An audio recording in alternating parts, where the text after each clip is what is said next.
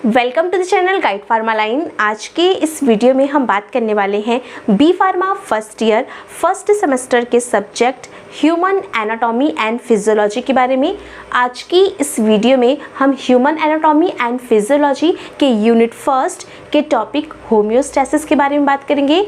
आज की इस वीडियो में हम जानेंगे कि होम्योस्टैसिस क्या होती है, इसको बॉडी में रेगुलेट कैसे किया जाता है और होम्योस्टैसिस को रेगुलेट करने की कितनी मैकेनिज्म्स होती हैं। तो चलिए आज की वीडियो को स्टार्ट करते हैं। तो अब हम होम्योस्टैसिस को समझने से पहले होम्योस्टैसिस के वर्ड की मीनिंग को समझ लेते हैं। तो होम्योस्टैसिस दो वर्ड से मिलकर बना है, एक है होम्यो और दूसरा है स्टैसिस।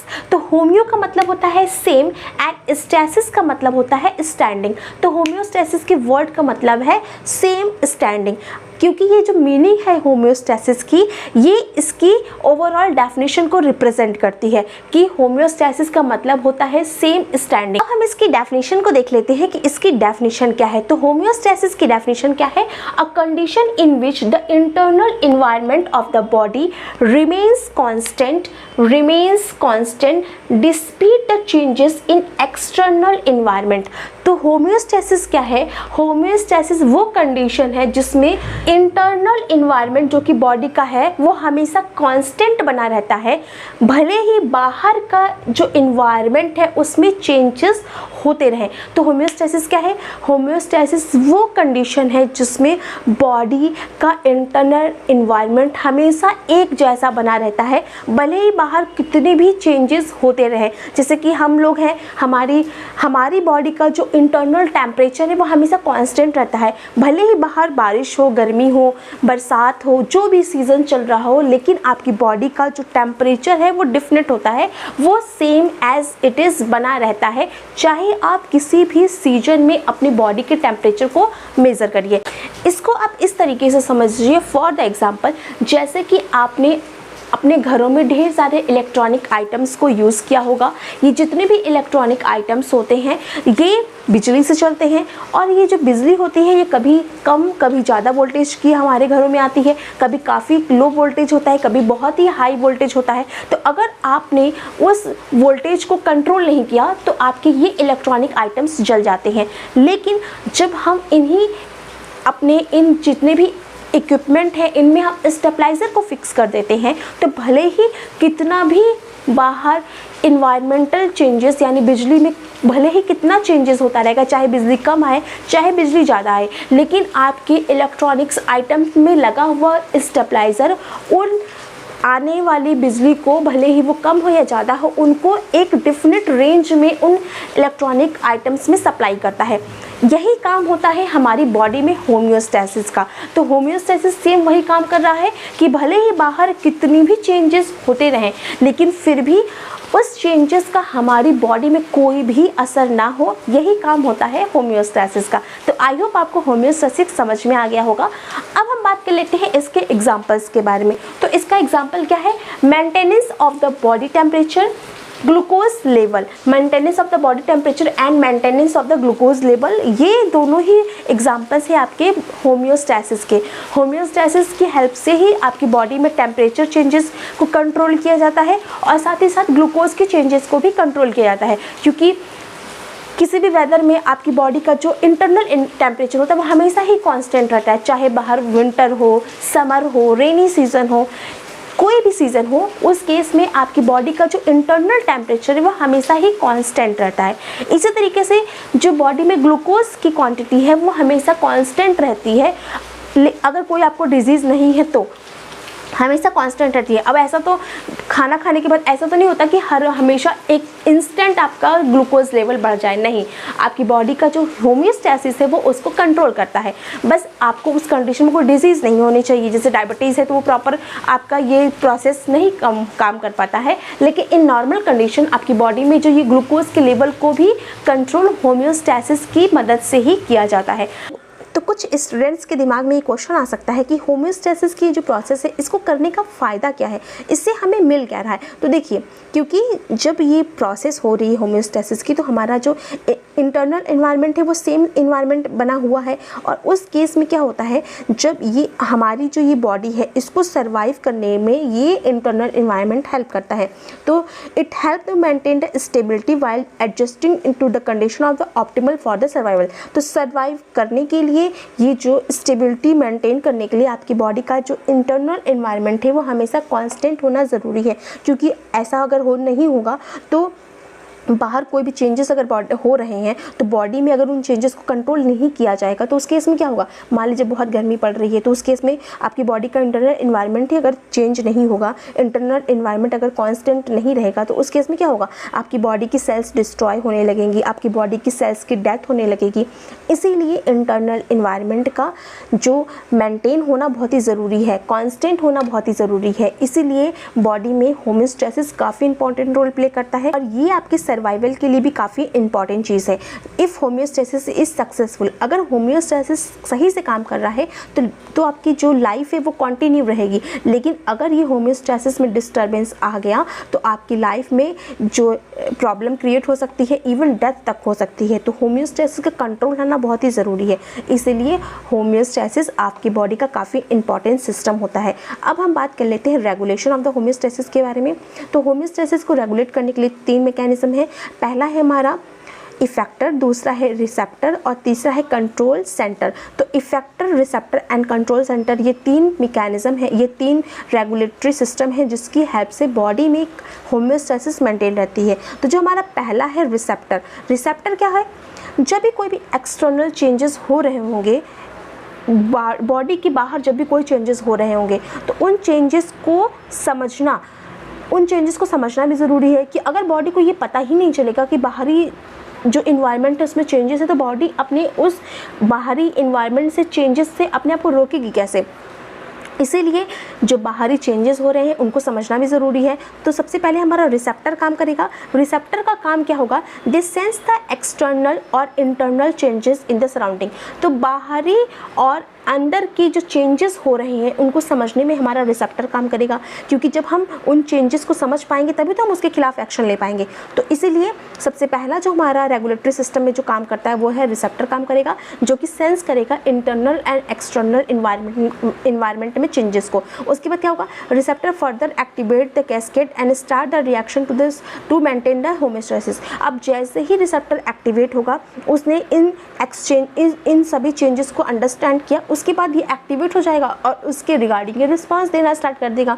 तो ये हो गया। नेक्स्ट है हमारा कंट्रोल सेंटर। अब देखिए रिसेप्टर ने क्या किया, रिसेप्टर ने चेंजेस को तो आइडेंटिफाई कर लिया, लेकिन जो कंट्रोल सेंटर है, कंट्रोल सेंटर उसके बाद कंट्रोल सेंटर काम करेगा, और कंट्रोल सेंटर का काम है कंट्रोल करना, जो सिचुएशन है उसको कंट्रोल करने में हेल्प करना। तो कंट्रोल सेंटर क्या करेगा, it also known as the integration center, it receive the information from the receptor and process it। तो जो भी रिसेप्टर ने सेंस किया है कंडीशन को, उसको ये सेंस करेगा, रिसेप्टर की दी हुई इंफॉर्मेशन को ये सेंस करेगा और उस सेंस के अकॉर्डिंग ये रिएक्शन देगा। मतलब कि वो जो कंडीशन है उसको सॉल्व करने का काम कंट्रोल सेंटर करेगा। कंट्रोल सेंटर क्या करेगा, इंफॉर्मेशन गेन करेगा रिसेप्टर से, और रिसेप्टर से इंफॉर्मेशन गेन करने के बाद उसको प्रोसेस करेगा, प्रोसेस करने के बाद उसके खिलाफ एक्शन लेने में हेल्प करेगा। अब नेक्स्ट है हमारा इफेक्टर। अब देखिए इफेक्टर क्या काम करता है। Effector this work according to the control centre giving command to the effector cell. देखिए मान लीजिए कि अगर बॉडी में टेम्परेचर बढ़ा हुआ है तो रिसेप्टर ने इस टेम्परेचर को डिटेक्ट किया कि टेम्परेचर अभी बढ़ा हुआ है, बाहर का टेम्परेचर अभी बढ़ा हुआ है और हमें अब बॉडी के टेम्परेचर को मेंटेन करना है। तो जब रिसेप्टर ने इसको सेंस किया, ये इफेक्टर के पास जाएगा। अब इफेक्टर क्या करेगा, उस सिग्नल को एनालाइज कर रहा है कि क्या रिसेप्टर ने सिग्नल दिया है। तो रिसेप्टर ने जो सिग्नल दिया है उसके खिलाफ हमें क्या करना है, मतलब अगर बाहर का टेम्परेचर बढ़ा हुआ है तो हमें क्या करना है, अपने अंदर के टेम्परेचर को मेंटेन करना है। तो उस टेम्परेचर को मेंटेन करना है या बढ़ाना है, इसको सेंस करने का काम कंट्रोल सेंटर का है। Control centre according to the response वो सेंस करेगा कि हमें करना क्या है। उसके बाद काम आता है इफेक्टर का। इफेक्टर क्या करेगा, इफेक्टर जो भी कंट्रोल सेंटर ने सेंस किया होगा, जो कंडीशन के के खिलाफ कंट्रोल सेंटर ने अपने रिएक्शन को सेंस किया होगा। मतलब कंट्रोल सेंटर का काम था कि रिसेप्टर से रिसीव करना, अब रिसीव तो किया उसने, लेकिन अब वो आइडेंटिफाई भी तो करेगा ना कि हमें करना क्या है। तो करने के बाद वो सिग्नल इफेक्टर को देगा कि इफेक्टर अब तुम ये कंडीशन है, इसके खिलाफ आपको ये एक्शन लेना है। तो वो उसको कमांड को एनालाइज करेगा। एनालाइज करने के बाद according to the command it can decrease और इन्हांस द स्टिमुलस। तो जैसा भी कमांड कंट्रोल सेंटर ने दिया होगा उसी के अकॉर्डिंग इफेक्टर या तो कंडीशन के अकॉर्डिंग डिक्रीज करेगा या इंक्रीज करेगा रिस्पॉन्स को, ये काम इफेक्टर करेगा। तो बेसिकली ये तीनों ही जो हमारे रेगुलेटर हैं ये आपस में मिल करके होमियोस्टेसिस को मेंटेन करने में हेल्प करते हैं। तो ये तीनों ही हमारे रेगुलेशन का पार्ट है। अब हम बात कर लेते हैं मैकेनिज्म ऑफ होमियोस्टेसिस के बारे में। तो homeostasis achieve by the negative as well as positive feedback mechanism. तो दो तरीके की मैकेनिज्म है जिसकी हेल्प से होमियोस्टेसिस बॉडी में मेंटेन रहती है। They work to maintain the body equilibrium under the different condition. तो ये जो होमियोस्टेसिस है इसमें जो भी कंडीशन है, ये जो दोनों ही positive and negative feedback mechanism जो होती हैं वो इक्विलिब्रियम मेंटेन करने में हेल्प करती हैं। वो पॉजिटिव भी वही काम करेगा, मेंटेन करना है इंटरनल कंडीशन को, नेगेटिव भी वही काम करेगा, मेंटेन करना है इंटरनल कंडीशन को, लेकिन इनका प्रोसेस अलग अलग होता है। तो ये होता है, ये दो टाइप होते हैं, मैकेनिज्म दो तरीके की होती हैं। अब हम बात कर लेते हैं नेगेटिव फीडबैक मैकेनिज्म के बारे में। देखिए, negative feedback mechanism the response will reverse the causes और opposite effect of the original stimulus. तो जो भी ओरिजिनल स्टिमुलस होगा, मतलब कि मान लीजिए बढ़ा हुआ टेम्परेचर का ही हम एग्जांपल लेके चलो, स्टिमुलस बढ़ा हुआ टेम्परेचर है, तो जो भी ओरिजिनल स्टिमुलस है उसके निगेटिव ओरिजिनल स्टिमुलस के अपोजिट काम करना। अगर बढ़ा हुआ टेम्परेचर तो हमें टेम्परेचर को कम करना है, तो उसके अपोजिट काम जो करेगा वो होगा negative feedback mechanism. Negative feedback mechanism हमेशा जो स्टिमुलस है उसके अपोजिट काम करेगा, जो भी सिग्नल मिलेगा उसके अपोजिट काम करेगा इंटरनल इन्वायरमेंट को मेंटेन करने के लिए। तो निगेटिव फीडबैक मैकेनिज्म ही इसका नाम इसीलिए पड़ा हुआ है। अब देखिए, negative feedback mechanism homeostasis pathway that triggered by the deviation in output produce the changes in input in opposite direction of the initial deviation। वही बता दिया मैंने कि आपको कि जो भी आपके मिल रहा होगा सिग्नल उसके अपोजिट वे में काम करना है। अब अगर हम एग्जांपल की बात करें तो दो तरीके की एग्जांपल है, पहला है regulation of the temperature and दूसरा है regulation of the blood glucose level. तो ये दोनों ही निगेटिव फीडबैक मैकेनिज्म के एग्जांपल हैं। अब हम रेगुलेशन ऑफ द टेम्परेचर को डिटेल में समझ लेते हैं कि कैसे बॉडी में टेम्परेचर को रेगुलेट किया जाता है। तो अब हम सबसे पहले नेगेटिव फीडबैक मैकेनिज्म को समझ लेते हैं कि ये मैकेनिज्म कैसे काम करता है और इसकी हेल्प से कैसे बॉडी में होमियोस्टेसिस मेंटेन रहती है। तो देखिए, नेगेटिव फीडबैक मैकेनिज्म का एग्जांपल है टेम्परेचर कंट्रोल करना। जो बॉडी में टेम्परेचर को कंट्रोल किया जाता है वो by the help of negative feedback mechanism ही किया जाता है। तो नेगेटिव फीडबैक मैकेनिज्म में जैसे क्या होता है, जब भी बॉडी में जो आपकी बॉडी का टेम्परेचर जब बढ़ता है या फिर कम हो, बढ़ता है, हम यहाँ पे मान चल रहे हैं, तो अगर हम नेगेटिव फीडबैक मैकेनिज्म की बात करते हैं तो क्या है, अगर बॉडी का टेम्परेचर एक्सीड हो जाता है 37 डिग्री से एक्सीड हो जाता है, क्योंकि हमारे बॉडी का नॉर्मल टेम्परेचर 37 डिग्री होता है, लेकिन बाहरी एक्सटर्नल इन्वायरमेंट की वजह से ये जो टेम्परेचर है वो 37 से बढ़ जाए, क्योंकि गर्मियों के मौसम में क्या होता है, बाहर काफ़ी हाई टेम्परेचर होता है, 40-42 तक की टेम्परेचर चला जाता है। तो उस कंडीशन में क्या है, जब बॉडी का टेम्परेचर 37 डिग्री सेंटीग्रेड से ऊपर चला जाए तो क्या होगा, आपकी बॉडी में sensors like nerve cells sense करेंगी इन चेंजेस को। जैसे कि हमने आपको बताया ना कि आपको होमियोस्टेसिस को मेंटेन करने के लिए 3 चीज़ों की जरूरत पड़ती है, सेंसर, रिसेप्टर एंड इफेक्टर की। तो सेंसर का काम क्या है, सेंसर का काम है जो भी आउटर चेंजेस हो रहा है उसको सेंस करना।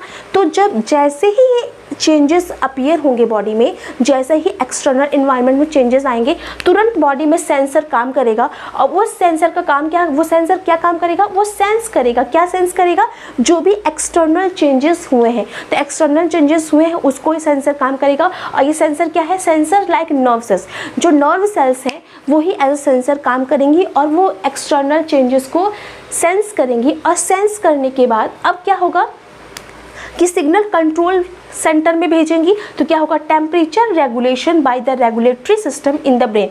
तो इसके बाद क्या होगा, जब हमारा टेम्परेचर बढ़ा हुआ है और इसको सेंस कर लिया है सेंसर ने, जो कि हमारे नर्व सेल्स हैं, तो वो सेंसर कंट्रोल सेंटर पे अपने सिग्नल को भेजेंगी और ये सिग्नल्स क्या करेगा, टेम्परेचर रेगुलेशन करेगा बाय द रेगुलेटरी सिस्टम। तो रेगुलेटरी सिस्टम यानी कि कंट्रोल, जो हमारा कंट्रोल सेंटर है वहाँ पर इसको रेगुलेशन के लिए भेजा जाएगा। इस चीज़ को, इस सेंस को रेगुलेटरी सिस्टम जो है हमारा, उसको रेगुलेशन करने का काम करेगा। और ये रेगुलेटरी सिस्टम क्या है, ये रेगुलेटरी सिस्टम है हमारा कंट्रोल सेंटर। तो कंट्रोल सेंटर के पास सिग्नल कौन भेज रहा है, कंट्रोल सेंटर के पास सिग्नल सेंसर भेज रहा है, और ये सेंसर क्या है, नर्व सेल्स है। फिर नर्व सेल्स कंट्रोल सेंटर के पास सिग्नल भेजेंगी और ये जो कंट्रोल सेंटर है वो क्या करेगा, टेम्परेचर रेगुलेशन का काम करेगा by the regulatory system in the brain. तो ब्रेन में ये टेम्परेचर को रेगुलेट करने का काम करेगा।